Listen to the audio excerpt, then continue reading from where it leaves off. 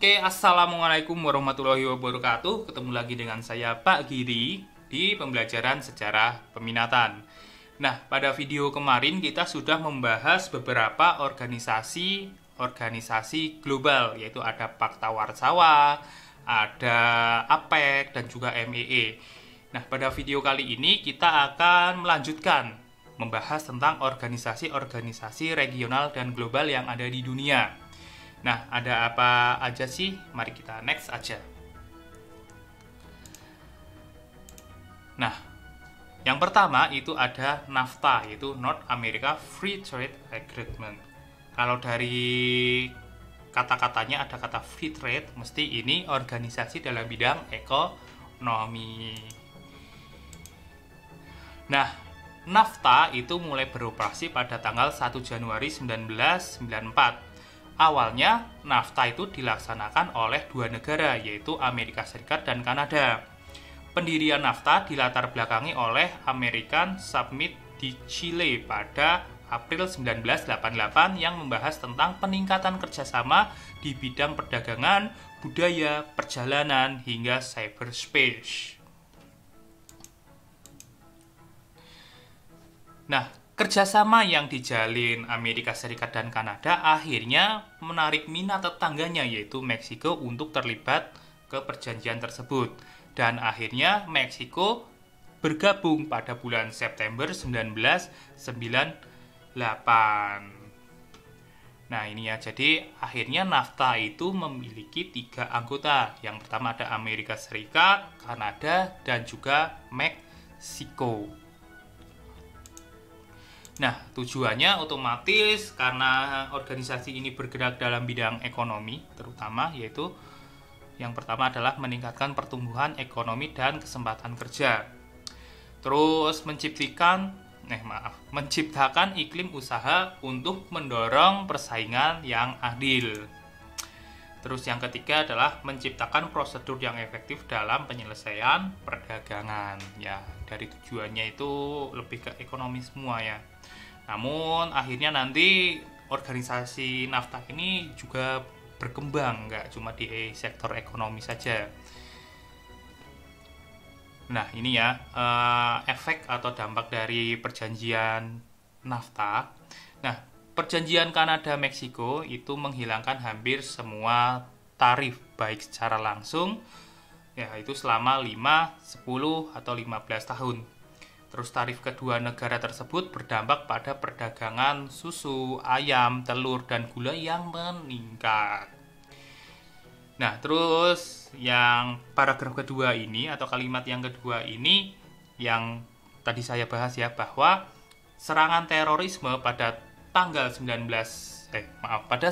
September 2001 atau biasa dikenal dengan peristiwa 9/11 itu mengalihkan perhatian 3 negara dari bidang ekonomi menjadi kerjasama pada bidang militer dan keamanan. Nah ini ya yang saya maksud tadi, bahwa NAFTA ini akhirnya tujuannya itu nggak cuma di ekonomi saja, sekarang merembet ke dalam bidang militer juga keamanan. Oke, next aja. Di organisasi yang kedua itu ada CAFTA, itu Central America Free Trade Area. Hampir sama ya kayak NAFTA, mungkin ini lebih fokus ke Amerika Tengah. Nah, CAFTA merupakan perjanjian perdagangan bebas yang disetujui oleh Amerika Serikat beserta negara-negara di Amerika Tengah seperti Costa Rica, El Salvador, Guatemala, Honduras, Nicaragua dalam kurun waktu tahun 2003 sampai 2004. Masih baru ya CAFTA ini ya berarti. Terus keberadaan CAFTA menjadi wadah dari Caribbean Basin Initiative yang berisi tentang aturan biaya ekspor dan kuota impor antara negara Amerika Serikat dengan negara-negara di Amerika Tengah. Nah, tujuan dan aturan di CAFTA. Nah, tujuan dibentuknya CAFTA adalah mewujudkan kemajuan perdagangan antar negara anggotanya. Nah, keberadaan CAFTA ini memiliki beberapa ketentuan, yaitu perdagangan jasa lintas batas, jasa keuangan, investasi, akses pasar, dan pertanian. Nah, dari apa namanya?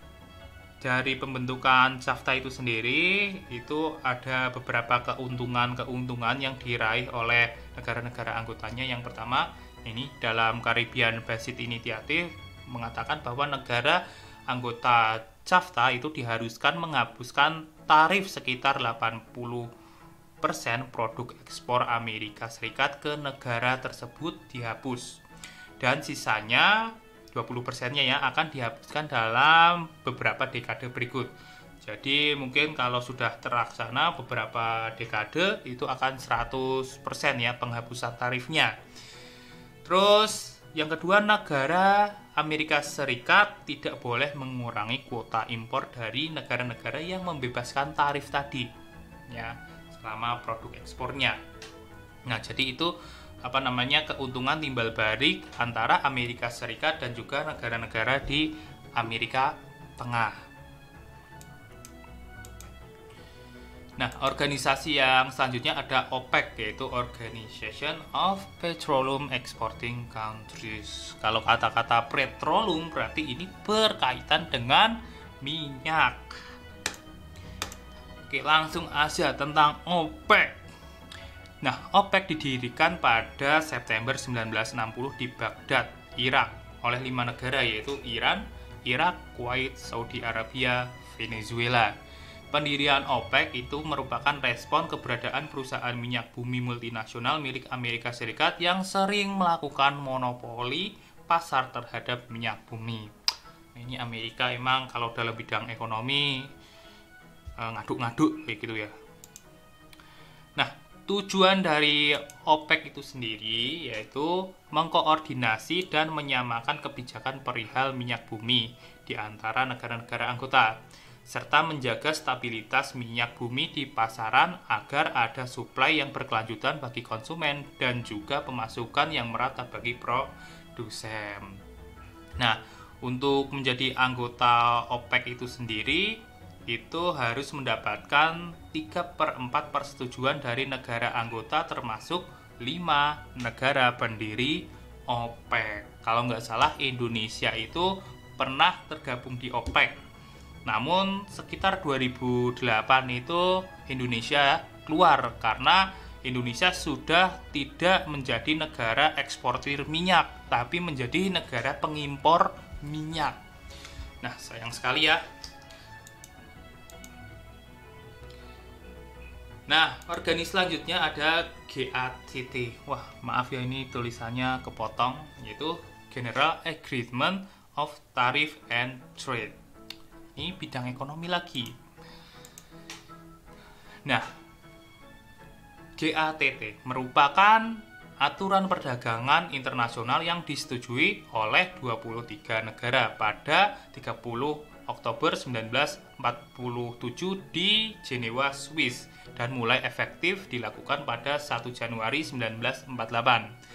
Nah, tujuan dari GATT ini adalah untuk menerapkan prinsip umum liberalisasi perdagangan berdasarkan traktat multilateral.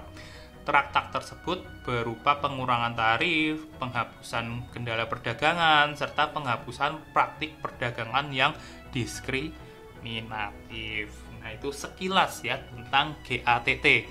Namun pada perkembangannya GATT ini akhirnya menjadi satu organisasi bernama ini, WTO, World Trade Organization.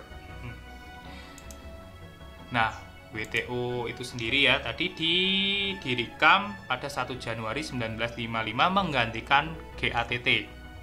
Nah, WTO muncul akibat adanya pemikiran untuk membentuk suatu badan tingkat tinggi yang permanen untuk mengawasi